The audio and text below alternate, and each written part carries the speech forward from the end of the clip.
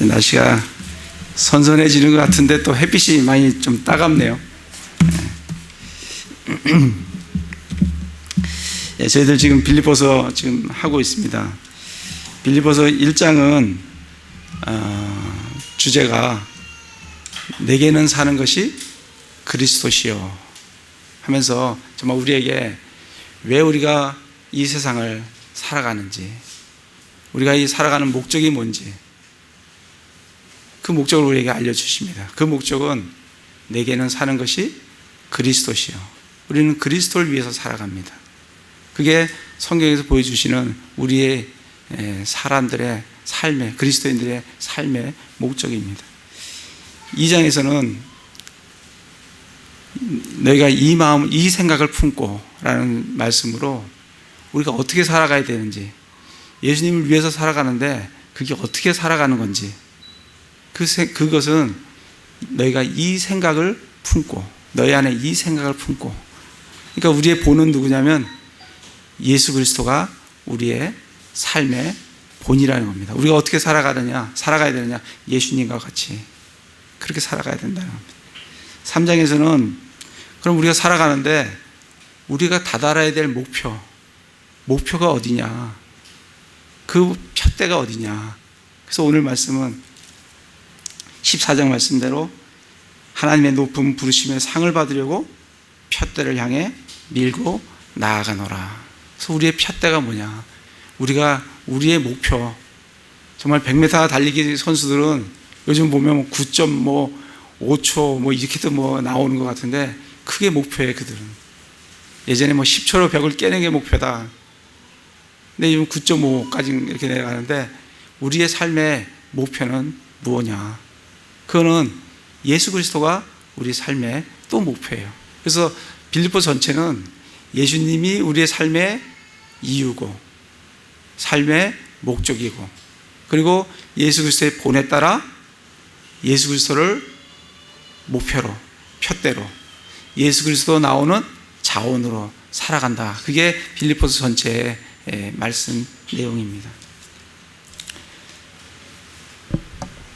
3장 1절에 보면 끝으로 나의 형제들아, 2장 했는데 벌써 사도 바울은 끝으로라고 말씀을 합니다. 끝으로 나의 형제들아, 주를 기뻐하라. 너희의 같은 것들을 쓰는 것이 참으로 내게는 부담이 되지 아니하며 너에게는 안전하니라. 그래서 우리에게 1절과 2절에서 우리에게 권면을 해주고 계십니다. 첫 번째 권면은 뭐냐면 주를 기뻐하라는 겁니다. 여러분 뭘 기뻐하세요? 여러분의 은행 창고, 우리 통장에 이렇게 뭐가 쫙 늘어나면 기쁘십니까? 아니면 또 자녀들이 잘 되는 걸 보면 우리 기쁠 수 있어요. 아니면 내 자신이 사회적으로 굉장히 지위들이 올라가면서 그런 걸 기뻐하십니까? 그것도 우리 기쁨이 될 수 있어요. 근데 그거는 일시적인 기쁨이에요. 사도 바울은 지금 어디에 들어가 있냐면 로마 감옥에 가 있어요. 그런데 로마 감옥에 갇힌 사도 바울이 빌립보 교인들에게 주를 기뻐하라라고 얘기를 합니다. 우리는 어떻게 주를 정말 기뻐할 수 있습니까? 느헤미야 8장 10절에서 12절을 보면 정말 이스라엘 사람들이 굉장히 성전을 다시 짓고 복원한 다음에 굉장히 마음에 감격이 되면서 눈물을 흘릴 때 에스라가 말하기를 주를 기뻐하는 것이 너희의 힘이다, 이렇게 말씀을 해 주십니다. 정말 우리의 힘이 뭐냐면 주님을 기뻐하는 것이 우리의 힘이에요. 그래서 사도 바울은 지금 이 빌립보서 전체에서 계속해서 주를 기뻐하라고 누차 얘기를 합니다. 3절에서도 보면 영으로 하나님께 경배하고 그리스도 예수님을 기뻐하며 그렇게 말씀을 하시고, 4장에서도 넘어가면 4장 4절에 항상 주를 기뻐하라, 내가 다시 말하노니 기뻐하라. 10절에서도 그러나 내가 주를 크게 기뻐한 것은 하면서 기뻐하라라고, 진짜 이 감옥에 갇힌 사도 바울이 뭐가 그렇게 기쁜지 계속해서 성도들에게 기뻐하라라고 말씀을 해주고 계십니다. 우리가 정말 왜 기뻐해야 되냐면 빌립보서 2장에 지난주에 우리 했던 대로 2장 5절에서 8절을 보면 예수님은 누구시냐면 6절에 보면 그분은 하나님의 형체로 계심으로, 예수님은 하나님이세요.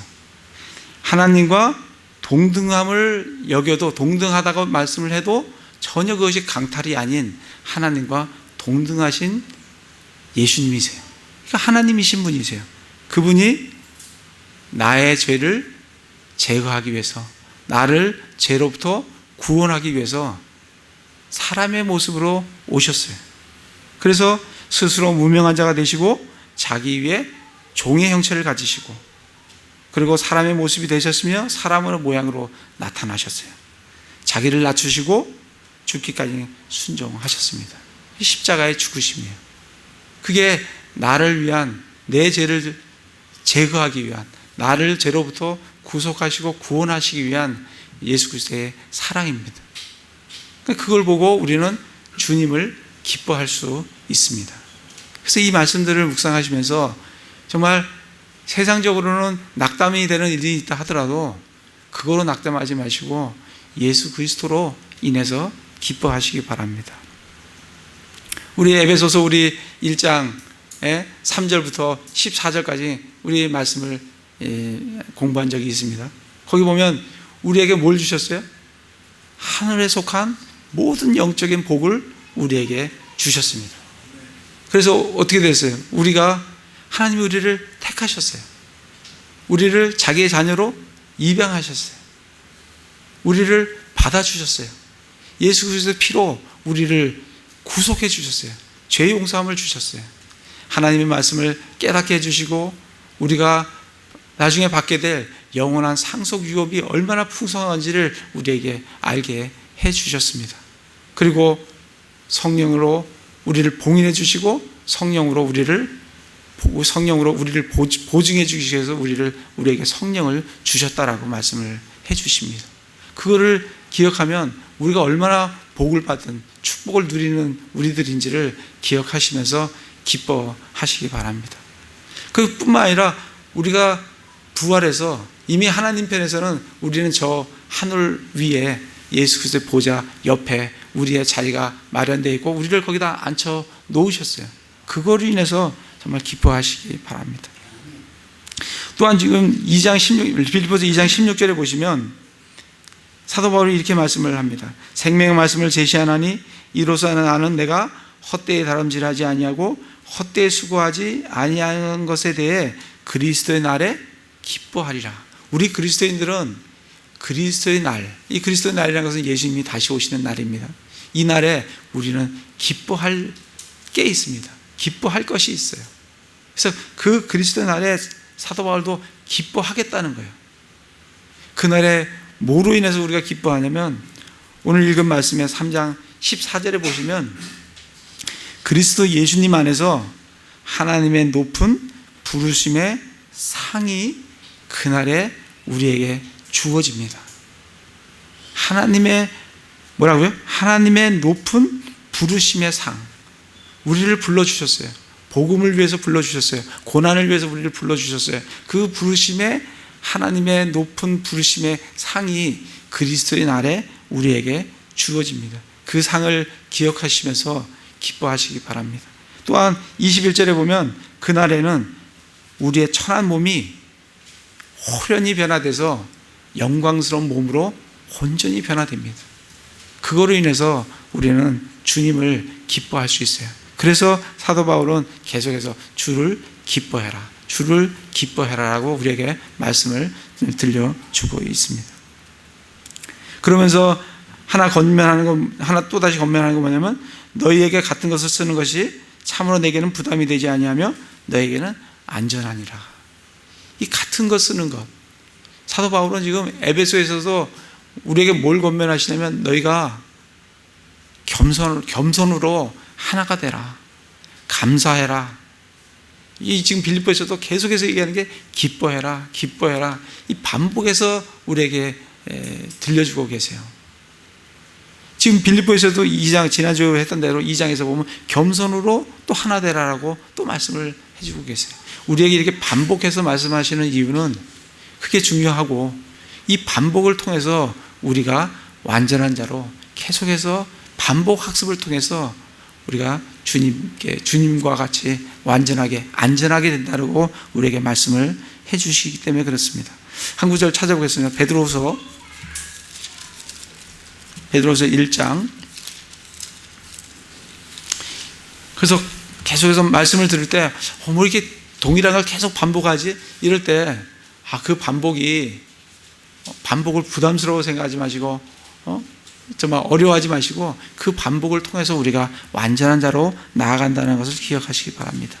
1장 12절에 보면 그러므로 비록 너희가 이것들을 알고 현재 진리에 굳게 서 있을지라도 진리에 굳게 서 있어요.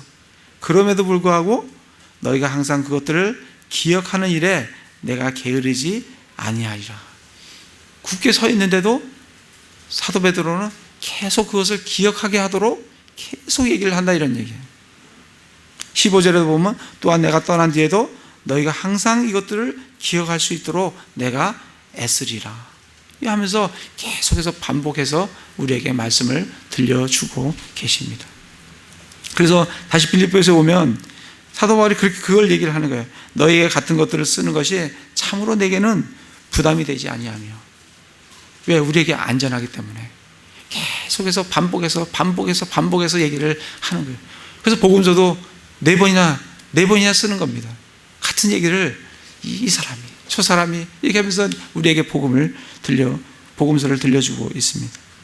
그 다음에 세 번째 우리에게 권면해 주신 것은 개들을 조심하고 악한 일꾼들을 조심하며 살을 베어내는 자들을 조심하라고 개를 조심하라고. 요즘 뭐 벽에 그렇게 써 있는지 모르겠어요. 개 조심하라고 이렇게. 요즘은 뭐 개들이 다 애완용이라 별로 그런 건 없어요. 우리 어릴 때는 그런 거 많이 봤어요. 개 조심 해갖고 많이 써놨어요. 요즘 뭐 다들 개가 애완동물이니까. 근데 이 개가 뭐야? 그 개 조심하라는 겁니까? 이 개를 조심하라는 거예요.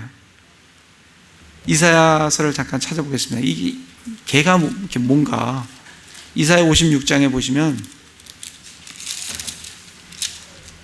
이사야 56장 9절부터 이렇게 보시면 제목이 뭐라고 되어 있냐면 이스라엘의 무책임한 지도자들 이렇게 되어 있어요.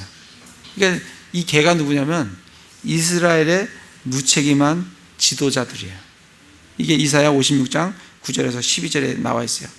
들에 있는 너희 모든 짐승들아 숲에 있는 너희 모든 짐승들아 참으로 삼키러 올지어다. 그의 파수꾼들은 눈먼 자들이요. 이 파수꾼이 눈이 멀면 어떻게 돼요? 뭐 파수꾼이 뭘 봐야 뭐 알려줄 거 아닙니까? 눈이 멀었어요. 보지를 못해요. 무용지물인 거예요. 파수꾼들은 눈먼 자들이요. 그들은 다 무지한 자들이며 알지를 못해요. 깨닫지를 못해요. 그리고 다 말 못하는 뭐예요? 개들이므로. 이 개가 유일하게 하나 할 수 있는 게 뭐냐면 짖는 거예요. 그래서 뭐가 오면 짖어서 뭐 누가 왔다, 적이 왔다 이거 알려야 되는데 이들이 뭐예요? 다 말 못하는 개들이에요. 짖지 못하는도다. 그들은 잠자고 눕고 졸기를 좋아하니 참으로 그들은 탐욕이 심하며 결코 만족할 줄 모르는 뭐예요? 개들이요. 깨닫지 못하는 목자들이라. 그들이 다 자기 길만 바라보고 저마다 자기 구역에서 떠나 자기 이익만 추구하며 말하기를 너희는 오라 내가 포도주를 가져오리니 우리가 독주로 우리 몸을 가득 채우자. 내일도 이어갖고 또 더욱 풍성하리라. 이렇게 말하는 사람들이 뭐라고요? 개들이라고. 그러니까 이들은 인도자라고 목자라고 하면서 어떻게 해요? 자기 배만 채우는 거예요. 자기 이익만 추구하는 거예요. 예? 탐욕에 가득해요. 예? 그리고 뭐 짖을 줄도 모르고 눈도 멀어 있어요. 또 어떻게 되어 있어요? 잠자고 눕고 졸기를 좋아해요. 그러면서 자기가 인도자라고 목자라고 얘기하는 이스라엘의 그 아주 악한 목자들을 성경에서 뭐라고 하냐면 개다라고 얘기를 합니다. 지금 개를 조심하라는 거예요. 우리 이 시대에도 우리 그런 분별력을 우리 가지셔야 됩니다. 내가 어디에서 어느 교회에서 함께하며 정말 그 교회가 정말 이런 개 같은 그런 목자인지 그런 걸 보면서 정말 내가 어떻게 따라가야 되는지 어디를 따라가야 되는지 그걸 잘 살펴보셔야 됩니다. 그래서 지금 뭐라고 말씀하시냐면 다시 빌립보서에 보면 개들을 조심하고 악한 일꾼들을 조심하며 이 악한 일꾼들을 지금 3장에 보면 빌립보서 3장에 보면 이렇게 표현되어 있어요. 18절에 보면 내가 여러 번 너에게 말한 적이 있고 지금도 눈물을 흘리며 너에게 말하는 사람들 곧 그들이 그리스도의 십자가의 원수로 걷느니라. 십자가의 원수로 걷는 사람들이 있어요. 그들의 마지막은 파멸이요 그들의 하나님은 그들의 배요. 그들의 하나님은 그들의 배라는 거예요. 그게 뭐예요? 탐욕만 채우는 거예요. 자기 배만 불리는 게 그들의 하나님이에요. 하나님을 섬긴다면서 자기 이익만 추구하는, 탐욕만 추구하는 그런 사람들이 개요 악한 일꾼들이라고 말씀을 해주고 있습니다. 그들의 영광은 그들의 수치스러운 일에 있고 그들은 땅의 일들을 생각하느니라. 이들이 개요 악한 일꾼이라고 이들을 조심하라고 지금 말씀을 해주고 계십니다. 2절에 보시면 계속해서 보시면 악한 일꾼들 조심하며 또 뭘 조심해요? 살을 베어내는 자들을 조심해라. 이 살을 베어내는 자들은 뭐예요?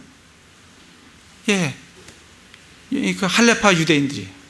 할레파 유대인들은 뭐예요? 할례를 하는 사람들이잖아요.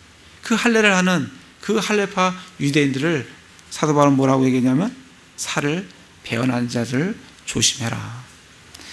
사도행전 잠깐 가보겠습니다. 사도행전 15장에 보면 이 할레파 유대인들이 얼마나 그리스도인들을 괴롭게 했는지 볼 수가 있습니다. 사도행전 15장 1절에 보시면 유대로부터 내려온 어떤 사람들이 형제들을 가르치며 이르되 유대로부터 사람들이 내려왔어요. 이들이 할레파 유대인들이에요. 이들이 그리스도인 형제들, 이방인 형제들을 가르쳐요. 그러면서 뭐라고 가르치냐면 너희가 모세의 관례대로 할례를 받지 아니하면 능히 구원을 받지 못하리라. 우리는 할례를 받음으로 구원받는 게 아니라 예수 그리스도의 믿음으로 말미암아 구원을 받습니다. 그런데 할레파 유대인들이 이렇게 가르쳐요. 그러니까 믿음이 연약한 그리스도인들이 헷갈리는 거예요. 그들이 할레파 유대인들이에요. 5절에 보면 그러나 바리새인들의 분파에 속한 어떤 믿는 자들이 일어나 이르되 그들에게 할례를 행하고 모세의 율법을 지키라고 명령하는 것이 필요하다. 믿음으로 구원을 받으면 끝인데 그 믿음으로 되는 게 아니라 할례를 행하고 모세의 율법을 지키는 게 필요하다라고 정말 이상한 교리들을 갖다 대는 이 사람들이 누구냐면 살을 베어내는 자들, 할레파 유대인들이야. 이들을 조심하라는 거예요. 지금도 이 할레파 유대인들이 있습니다. 그죠? 이 모세 율법을 지키라고 하는 안식교들, 메시아닉 주들, 이런 사람들이 지금도 할레파 유대인들이에요. 지금도 존재하고 있어요. 우리는 그들을 조심해야 돼요. 다시 빌립보서로 가서 그렇게 지금 조심하라라고 주님을 기뻐하고 그리고 반복되는 말씀에 귀를 기울이고 그리고 세상에 존재하고 있는 개들과 악한 일꾼들과 살을 베어내는 자들을 조심하라고 지금 우리에게 권면을 해주고 있습니다. 그러면서 3절에 영으로 그러면서 이 진정한 할례자가 누구냐 그거를 사도 바울이 정의를 해주고 있어요. 3절에 영으로 하나님께 경배하고 그리스도 예수님을 기뻐하며 육체를 신뢰하지 아니하는 우리가 곧 할례자니라. 이 할례는 하나님께서 아브라함에게 할례 언약을 주셨어요. 이 할례는 왜 주셨냐면 아브라함이 할례를 받지 않았을 때 하나님을 믿었습니다. 그래서 믿음으로 말미암아 어떻게 됐어요? 믿음의 의로운 자라는 것으로 칭함을 받게 됐어요. 의로운 자가 됐어요. 믿음으로 의로운 자가 됐어요. 그 믿음으로 의롭게 된 믿음의 의를 그 믿음의 의를 봉인하기 위한 표적으로 할례를 주신 거예요. 그러니까 할례만 있어야 되는 게 아니고 할례는 앞에 뭐가 있다고요? 믿음의 의가 있다고요. 믿음의 의를 봉인한 거예요. 그 봉인한 표적으로 할례를 주신 거예요. 다시 한번 가보겠습니다. 로마서 찾아보겠습니다. 로마서 4장. 반복적으로 계속 말씀을 들여다보셔야 돼요. 로마서 4장에 보시면 4장 11절에 보시면 그가 할례의 표적 곧 아직 할례를 받지 않은 때에 그가 소유한 믿음의 의를 봉인한 표적을 받았으니. 할례가 뭐라고요? 그가 할례를 받지 않았을 때 믿음의 의를 그거를 봉인한 표적이에요. 그 믿음의 의를 딱 이 실링해 주니까 보호해 주는 그런 표적으로 뭘 주셨다고요? 할례를 주셨다고요. 그러니까 할례를 받기 전에 뭐가 있어야 되냐면 믿음의 의가 먼저 주어져 있어야 되는 거예요. 믿음이 있어야 되는 거예요. 그래서 12절에 보면 또 할례자들에게 속할 뿐만 아니라 또한 우리 조상 아브라함이 아직 할례 받지 않을 때 소유한 그 믿음의 발자취를 따라 걷는 자들에게 할례 조상이 되려 함이라. 그러니까 할례자에게 속할 뿐만 아니라 할례자만 속해서는 되는 게 아니에요. 할례를 할 뿐 아니라 뭘 해야 된다고요? 우리 조상 아브라함이 아직 할례 받지 않을 때 소유한 그 믿음의 발자취도 쫓아야 돼요. 그 믿음의 발자취를 쫓는 그 사람이 할례를 받을 때 그 할례는 할례의 의미가 있는 거예요. 지금 그 얘기를 하는 겁니다. 근데 유대인들은 할례만 하면 무조건 나는 약속의 자녀고 아브라함의 자손이다라고 얘기를 하는데 육적으로는 그렇게 될 수 있어요. 그러나 믿음으로는 그렇지 않다라는 거예요. 그래서 다시 빌립보서로 가시면 할례자가 누구냐면 영으로 하나님을 경배하고 그리스도 예수님을 기뻐하며 육체를 신뢰하지 아니하는 우리가 곧 할례자다. 영으로 하나님을 경배한다는 게 뭘까요? 영으로 하나님을 경배해요. 우리 그리스도인은 요한복음 3장 6절에 뭐로 되어 있어요? 육에서 난 것은 육이요 성령에서 난 것은 뭐라고요? 영이니. 육에서 난 것은 육적인 탄생이에요. 그런데 성령에서 난 것은 뭐라고요? 영의 탄생이에요. 영이 거듭나는 거예요. 그래서 우리 그리스도인은 영이 거듭난 사람들이에요. 그렇죠? 그게 요한복음 3장 6절 말씀입니다. 그 다음에 요한복음 6장 6절에는 뭐라고 되어 있냐면 하나님의 말씀이 뭐라고요? 영이요 생명이다라 그랬어요. 하나님 말씀이 뭐라고요? 영이라고요. 그리고 생명이라고요. 그리고 요한복음 4장 몇 절인가? 요한복음 4장 24절에서는 뭐라고 되어 있어요? 하나님은 영이시니 예배하는 자가 영과 진리로 예배할지니라. 이렇게 되어 있어요. 다시 말하면 영으로 하나님을 경배한다는 것은 영이 거듭난 그리스도인이 하나님의 영이신 말씀으로, 아까 요한복음 6장 63절에 하나님의 말씀이 영이라 그랬어요.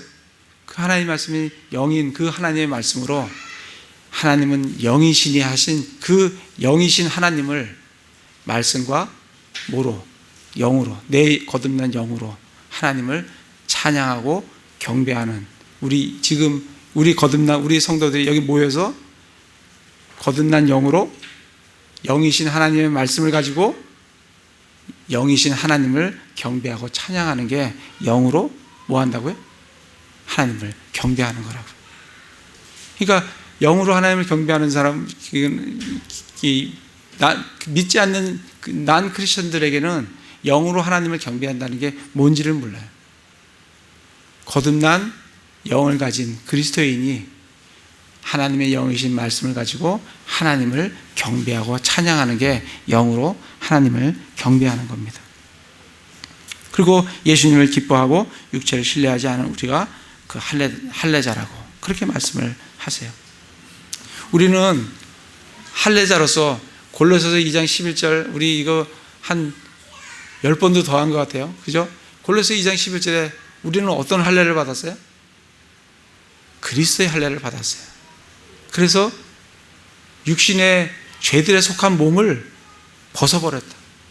유대인들 같이 살을 베어나는 그런 할례가 아니라 우리는 그리스도의 할례를 받았다. 그래서 뭘 벗어버렸어요? 살을 베어서 벗어버린 게 아니라 우리는 육신의 죄들에 속한 몸을 벗어버렸다. 육신을 벗어버렸다. 그래서 우리 육신과 우리의 영은 떨어져 있어요. 이게 같이 안에 있지만 이게 벗어버렸기 때문에 우리가 이 육신의 영향을 받지 않습니다. 우리의 영은 그렇게 돼 있어요. 그래서 우리의 영은 죄를 지지 않는다라고 요한 1서에 말씀이 나와 있습니다.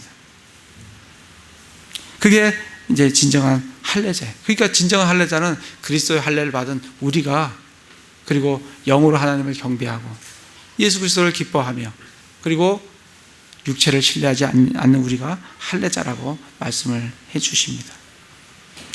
사도 바울은 4절에서 6절을 통해서 자기도 육체를 신뢰할 수 있다고 하면 얼마든지 신뢰할 수 있는, 사실은 하나님께서 이 세상에 어느 누구보다도 육체를 신뢰할 수 있는 모델이 되는 사도 바울을 딱 갖다 놓으면서 사도 바울이 나는 육체를 신뢰하지 아니한다.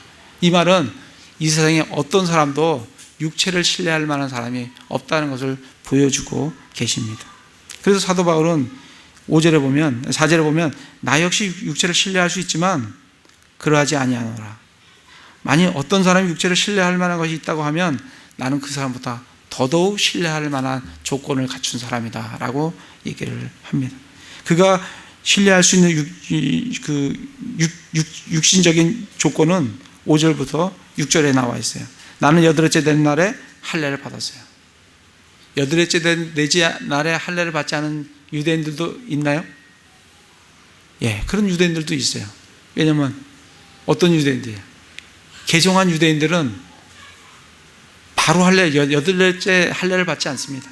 개종한 그날에 할례를 받죠. 그러니까 이 얘기는 무슨 얘기냐면 나는 태생적으로 유대인이라는 거예요.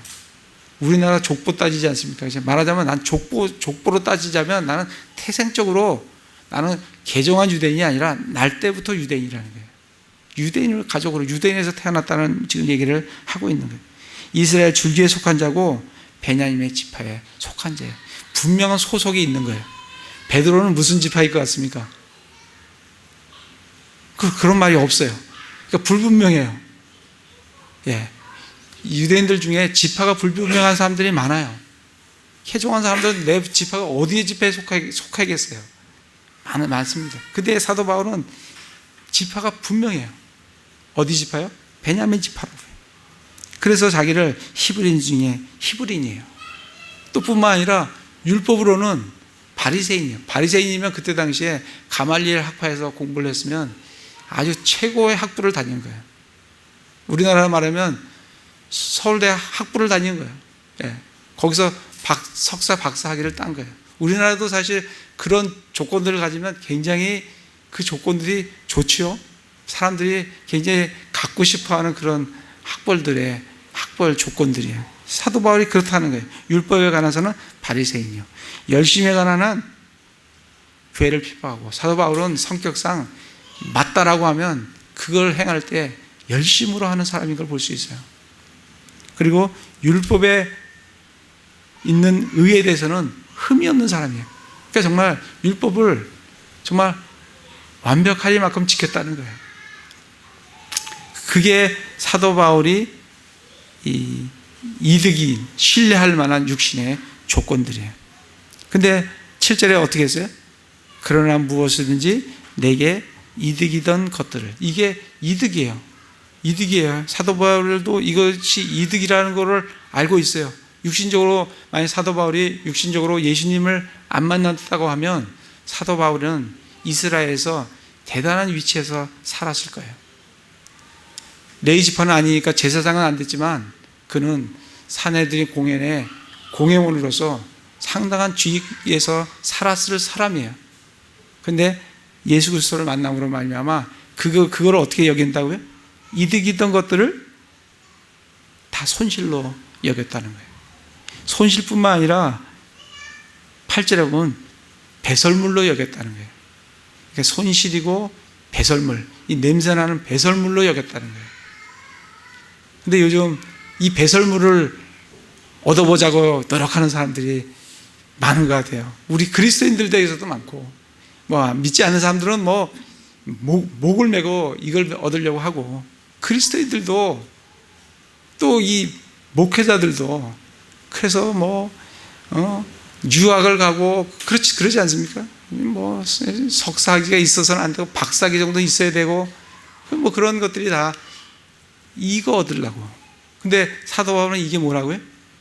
손실이고 냄새나는 배설물이라고요. 그렇게 여겼다는 거예요. 근데 사도 바울이 왜 이거를 배설물로, 손실로 여겼느냐? 그게 7절부터 8절에 9절에 나와 있어요. 왜 이거를 손실로 여겼느냐? 7절에 보면 그러나 무엇이든지 내게 이득이던 것들을 곧 그것들을 내가 그리스도를 위하여 손실로 여겼어요. 이게 중요해요. 자기의 더 나은 것들을 위해서 이걸 손실로 여긴 게 아니고 뭘 위해서 손실로 여겼다고요? 그리스도를 위하여 손실로 여겼어요. 이게 첫 번째. 여기서 손실로 여긴 이유가 4가지가 나오는데 그걸 한번 우리 좀 찾아보려고 해요. 첫 번째 뭐라고요? 그리스도를 위해서 손실로 여겼어요. 8절에 보면 참으로 확실히 모든 것을 손실로 여김은, 이 단어가 3개가 굉장히 겹쳐 있어요. 참으로, 확실히, 그리고 뭐예요? 모든 것을. 한두 개가 아니에요. everything이에요. 모든 거예요. 모든 것을 손실로 여김은 왜 손실로 여기냐면 두 번째, 그리스도 예수 내 주를 아는 지식이 뛰어나기 때문에 그래요. 예수님을 아는 지식이 가장 뛰어나기 때문에 자기의 갖고 있던 것들을 다 손실로 여겼다는 거예요. 두 번째 이유가, 손실로 여기는 이유가 두 번째가 그겁니다. 세 번째는 8절에 계속 보면 내가 그분을 위하여 모든 것에 손실을 입고 그것들을 단지 배설물로 여김은 내가 그리스도를 얻고, 세 번째 목적, 왜 손실로 여기냐면 그리스도를 얻기 위해서. 우리가 사람을 얻으면 그의 모든 걸 얻는 겁니다. 그렇죠? 내가 만약에 대통령이 내 아버지라고 하면, 내 사람이라고 하면 내가 그의 모든 것을 같이 다 누릴 수가 있어요. 사도 바울은 누구를 얻으려고 그래요? 그리스도를 얻으려고 그래요. 그리스도를 얻으면 그리스도 안에 있는 모든 것이 내 것이 되는 거예요. 그래서 사도 바울은 다 배설물 여기고 뭘 얻겠다고? 그리스도를 얻겠다고 해요. 그게 세 번째 이유예요. 그리스도를 얻고, 그리고 9절에 율법에서 난 내 자신의 의가 아니라, 그거는 아까 6절에 의에 대해서는 율법에 의해서는 흠이 없다 그랬잖아요. 근데 그게 아니라는 거예요. 율법에서 난 내 자신의 의가 아니라 그리스도의 믿음을 통한 의, 곧 믿음으로 말미암아 하나님에게서 난 의를, 그 의를 소유한 채 자기의 율법의 행위로 말미암는 그 의가 아니라 예수 그리스도의 믿음으로 말미암아 얻어진 하나님에게서 난 그 의를 소유한 채 하나님 안에서 발견되기 위해서, 그 예수 그리스도 안에서 발견되기 위해서 자기는 그 모든 것들을 손실로, 배설물로 여겼다는 거예요. 그 4가지를 좀 기억하시기 바랍니다. 예수 그리스도를 위해서, 두 번째는 예수 그리스도 아는 지식이 가장 뛰어나기 때문에, 그 다음에 그리스도를 얻기 위해서, 그 4번째는 뭐예요? 내가 하나님에게서 난 의, 그거를 소유한 채 그분 안에서 발견되기 위해서 자기는 자기가 여태까지 쌓아왔던 그 모든 것을 손실로 여겼다는 겁니다. 그러면서 10절에서부터 14절까지는 사도 바울의 목표가, 자기 자신의 목표가 선명하게 잘 나와 있습니다. 10절에 보면 이것은 그렇게 한 이유는 다 하고 그렇게 내가 손실로 여겼던 것은 그 네 가지 이유인데 그걸 설명을 하면 그것은 내가 그분의 죽으심과 일치하게 돼요. 사도 바울은 예수님의 죽으심과 하나가 되기를 원했어요. 우리는 이 말씀 많이 들었잖아요. 내가 그리스도와 함께 십자가에 못 박혀 있나니 그럼에도 불구하고 내가 사노라. 사도 바울은 예수님의 죽으심과 일치되기를 원해요. 우리는 우리가 예수님과 함께 죽으면 우리는 로마서에서 그분의 죽음 안으로 침례를 받았다 그랬어요. 그분의 죽음 안으로 침례를 받으면 어떻게 돼요? 그분과 함께 죽고 그분과 함께 묻히고 그분과 함께 새 생명 가운데 일어납니다. 그게 예수님과 함께 죽음 가운데 일치되는 거예요. 그 일치됨으로 말미암아 사도 바울은 뭘 알기를 원했냐면 그분과, 이 10절을 잘 보십시오.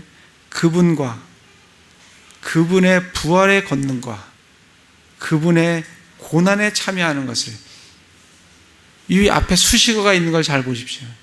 뭘 알기 원하냐면 그분을 알기 원해요. 두 번째는 부활의 권능이 아니라 그분의 부활의 권능이에요.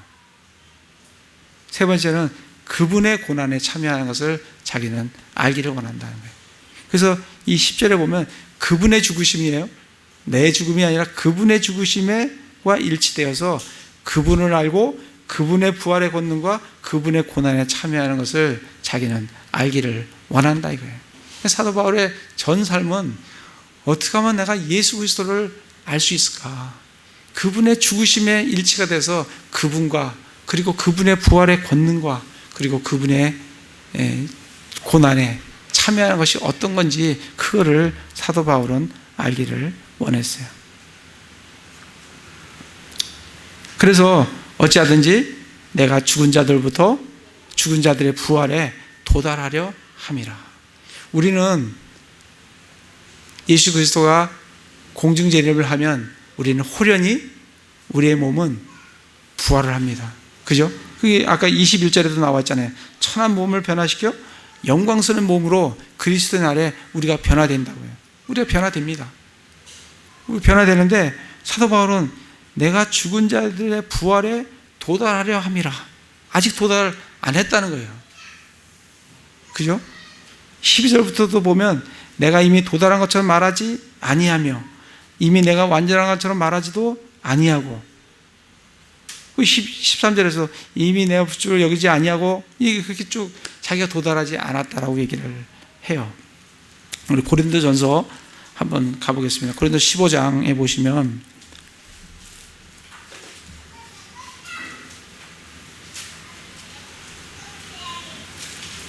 15장 51절에 보면 보라 내가 너에게 한 가지 신비를 보이노니 우리가 다 잠자지 아니하고 마지막 날팔 소리가 날 때 눈 깜짝할 사이에 순식간에 다 변화되리라. 우리 이거 나중에 경험하게 될 겁니다. 눈 깜짝할 사이에 우리의 이 천한 몸이 어떤 몸으로요? 영광스러운 몸으로 눈 깜짝할 사이에 변화됩니다. 변화돼요.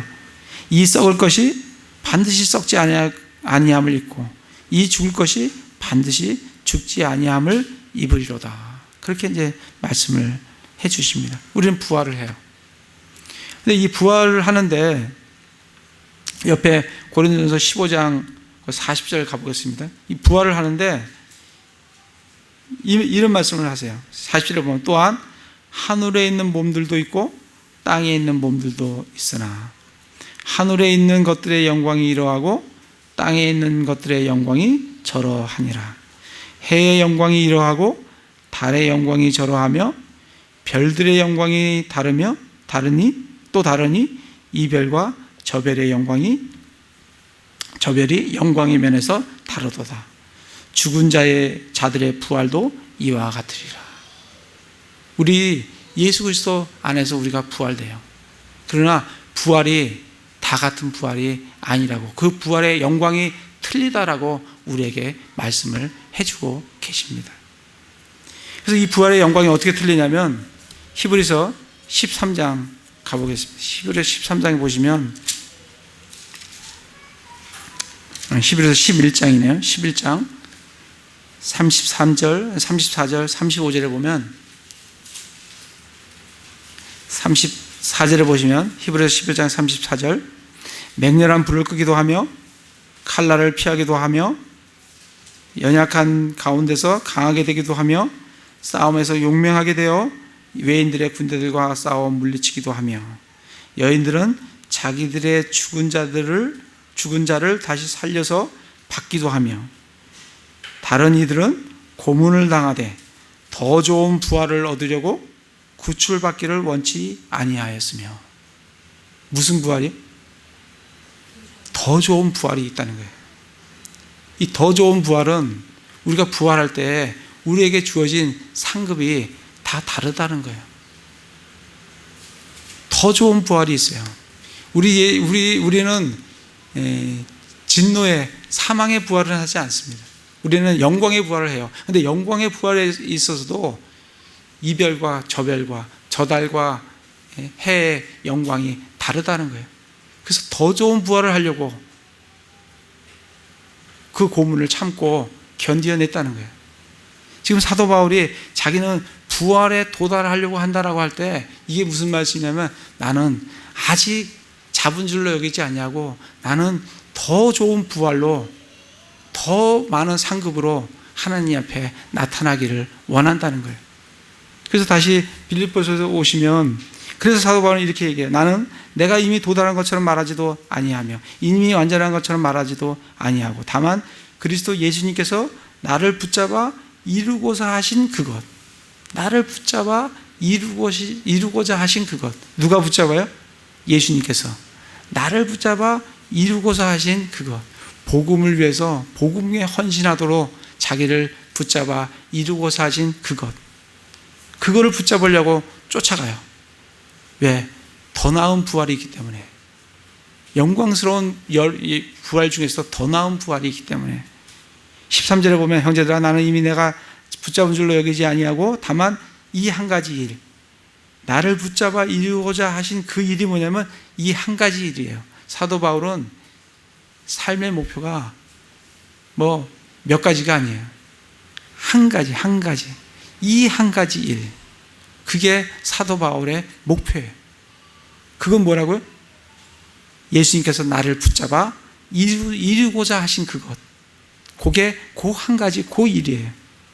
그게 뭐냐면 14절이에요. 그러므로 그리스도 예수님 안에서 하나님의 높은 부르심의 상을 받으려고 푯대를 향하여 밀고 나아가노라. 사도 바울의 목표는 뭐냐? 죽은 자들의 부활, 더 나은 부활에 이르기를 원하는 건데, 그거는 예수 그리스도께서 자기를 붙잡아 이루고자 하신 그것을 붙잡는 건데, 그거는 그 한 가지 일인데, 그게 뭐냐면 그리스도 예수님 안에서 하나님의 높은 부르심의 상을 받으려고 그 푯대를 향해서, 그 푯대가 사도 바울은 명확히 한 가지가 정확하게 있는 거예요. 그거를 향해서 자기는 어떻게 한다고요? 밀고 나아간다는 거예요. 그게 사도 바울의 푯대입니다. 우리도 이런 푯대가 명확한 사람하고 푯대가 있는지 없는지 한 사람하고 결과는 너무 많은 차이가 날 거예요. 우리가 100m 달릴 때 푯대를 향해 달려야 되잖아요. 네? 뭐가 어디로 달리는지도 모르고 그냥 뛰기만 해갖고 되는 게 아니라면.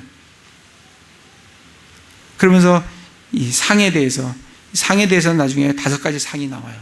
사도 바울이 우리에게 알려준 상이 썩지 아니할 관, 환희의 관, 의의 관, 생명의 관, 영광의 관이 있는데 이것은 나중에 우리 함께 성경 공부할 때 나눠보도록 하겠습니다. 그러면서 현재 우리는 그럼 어떻게 해야 되느냐? 15절에 그러므로 우리 완전한 자들은 다 이같이 생각할지니, 이와 같이 생각하라는 얘기예요. 사도 바울과 같이 배설물로 여기고 정말 푯대를 향해서 하나님이 높으신 부르심의 상을 받으려고 쫓아가는, 달려가는, 그 푯대를 향해 달려가는 그와 같이 생각을 하라는 얘기예요. 만일 달리 생각하면, 그것과 달리 생각하면 어떻게 한다고요? 하나님이 알려주실 거다는 거예요. 그게 너 잘못됐다는 걸 알려주신다는 거예요. 알려주신다. 그리고 16절에서 그럼에도 불구하고 우리가 이미 도달한 곳에 지금 현 상태에서는 우리가 같은 규칙에 따라, 하나님의 말씀에 따라 걷고 같은 생각을 해라. 그러면서 17절에 뭘 하라고요? 나를 따라라 라고 한 것처럼, 본을 보인 것처럼 그 본이 되는 사람들을 주목을 해서 봐라 이거예요. 18절과 19절 같은 이런 사람들 따라가지 말고, 그리스도의 원수로 하는 사람들, 땅의 것들 생각하는 사람, 이 사람 따라가지 말고 내가 너에게 본을 보여준 그 본에 주목을 해라. 그리고 우리의 생활 방식은, 우리의 삶의 방식은 이 땅에 있는 게 아니다. 이 땅의 것을 생각하지 말고 이 땅의 방식대로 살아가지 말고 저 하늘의 방식대로, 하늘의 방식대로 살아가되 그 하늘에서 다시 오실 우리의 구원자이신 예수 그리스도를 기다리며 소망하며, 그리고 그날에 우리의 몸이, 이 천하 몸이 영광스러운 몸으로 변화될 것을 소망하며, 그 부활의 소망과 그 재림의 소망을 가지고 우리의 육신적에 있던 그런 것들을 배설물로 여기고 사도 바울과 같이 하나님께서 위에서 부르신 높은 부르심의